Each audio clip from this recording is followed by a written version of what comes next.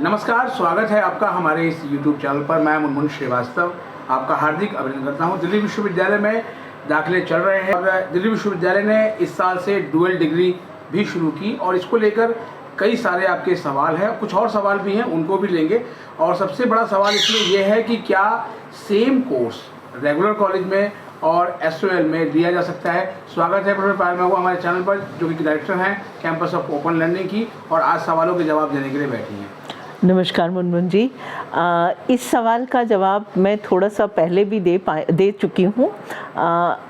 जो आप degree regular में कर रहे हैं वो आप SOL से नहीं कर सकते।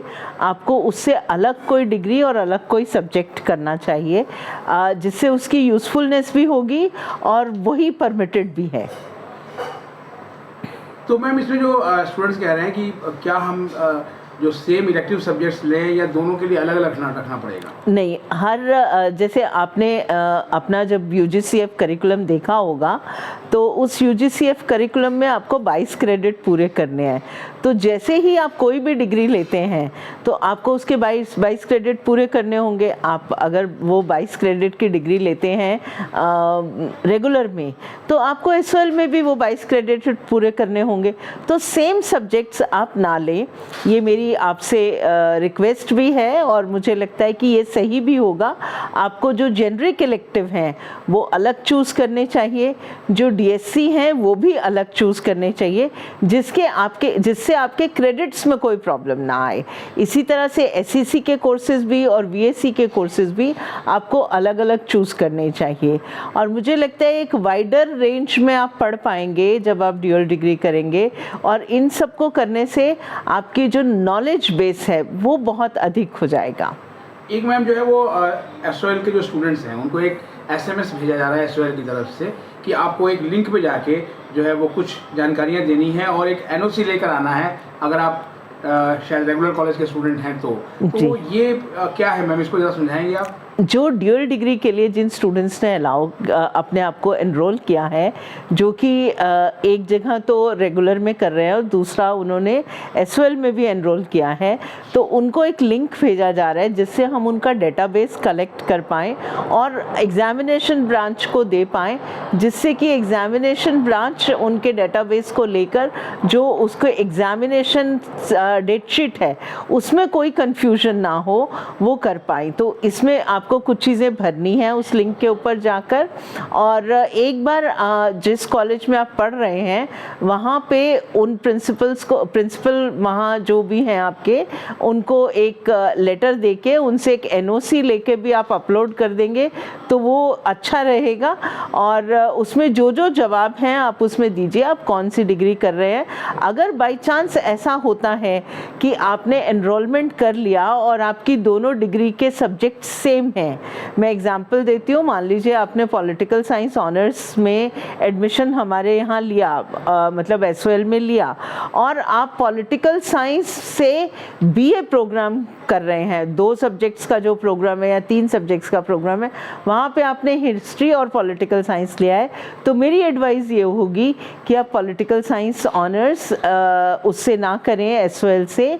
आपने अगर हिस्ट्री पॉलिटिकल साइंस अगर BA प्रोग्राम में रेगुलर में लिया है तो आप किसी और ऑनर्स प्रोग्राम में एडमिशन लें।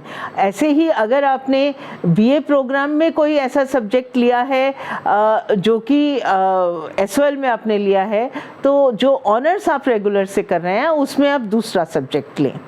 आपके SOL के मैम कई स्टूडेंट्स का मॉपअप राउंड में भी एडमिशन हुआ है रेगुलर कॉलेज में, तो अब वो ये कह रहे हैं कि जो रेगुलर कॉलेज से जो NOC लानी है, क्या कोई उसका फॉर्मेट भी है? नहीं, आप एक सिंपल लेटर में NOC अपना पूरा डिटेल लिखें कि आप SOL में इस कोर्स में आपने एडमिशन लिया है या लेना चाहते हैं, और अगर आपने ले लिया है तो उसमें बताइए कि आपका जो एनरोलमेंट नंबर आया होगा या आपका जो एक और जो कंट्रोल नंबर आया होगा वो सब लिख के, सब्जेक्ट्स लिख के आप अपने प्रिंसिपल को सबमिट करिए, और फिर वहाँ से उनसे NOC लेके जो लिंक है उसके ऊपर अपलोड भी कर सकते हैं, नहीं तो हम लेटर भी एक प्रॉपर लिंक देके आपको वो NOC अपलोड कराएंगे। और मैम, जैसे मान लिया कि दोनों जगह सेम कोर्स ले लिया गया है या सेम इलेक्टिव सब्जेक्ट्स हैं, तो इनको चेंज करने के लिए कोई सोल अलग से फीस भी लेगा? नहीं, कोई फीस नहीं लेंगे। अगर मान लीजिए गलती से आपको रेगुलर और एसओएल में सेम कोर्स अप्लाई हो गए हैं तो आप हमें मेल लिखिए, या उसी लिंक के ऊपर जब आपकी पूरी इन्फॉर्मेशन आ जाएगी तो हम आपसे पूछ के, आपको कॉल करके या आपको मेल करके ये आपको ऑप्शन देंगे कि आप ने जो रेगुलर में लिया है एडमिशन, उसके अलावा एसओएल में आपके लिए क्या क्या ऑप्शन बचती हैं, तो आप उस ऑप्शन में से चूज़ करेंगे। आपका जो डिग्री का वो है सब्जेक्ट है वो बदल दिया जाएगा और इसके लिए कोई चार्जेस नहीं है। और एक सवाल जो है मैम, चूँकि डुअल डिग्री ड्यू में अभी लागू हुई है, तो कुछ जो स्टूडेंट्स हैं वो ऑलरेडी थर्ड सेमेस्टर में पढ़ रहे हैं रेगुलर कॉलेज में, और वो ये कह रहे हैं कि अगर हम फर्स्ट सेमेस्टर मतलब एसओएल में एडमिशन ले रहे हैं, ये डुअल डिग्री कहते हैं, तो कोई प्रॉब्लम तो नहीं आएगी? नहीं, कोई प्रॉब्लम इसमें आनी तो नहीं चाहिए, लेकिन आप जब भी भरें उसमें तो आपके पास जो इन्फॉर्मेशन है कि आप सेकेंड ईयर में पढ़ रहे हैं, थर्ड ईयर में पढ़ रहे हैं और फर्स्ट ईयर में दोबारा से एडमिशन लेना चाहते हैं, तो उसमें कोई प्रॉब्लम नहीं आएगी। लेकिन ये एक मुझे सारा इन्फॉर्मेशन कंपाइल करके मैं इसको एग्जामिनेशन ब्रांच को देना चाहूँगी, जिससे आपको फर्दर एग्ज़ाम के दौरान कोई क्लैश ना हो। हाँ, क्योंकि ये भी सवाल है स्टूडेंट्स का कि जाहिर बात है कि रेगुलर कॉलेज में उस सब्जेक्ट का पेपर और यहाँ में अगर क्लैश हो गया तो फिर क्या करेंगे हम? इसीलिए हम आपसे पूरा एक डॉक्यूमेंट बनवा रहे हैं। उसका पूरा डेटा जो ड्यूअल डिग्री का है वो हम एग्ज़ाम ब्रांच में देंगे कि हमारे कितने स्टूडेंट कौन सी डिग्री कर रहे हैं और रेगुलर में कौन सी डिग्री कर रहे हैं, जिससे जो डेटशीट बनेगी उसमें क्लैशेस मिनिमाइज हो जाएंगे। अगर क्लैशेस होंगे तो बाद में भी वो ठीक होते हैं।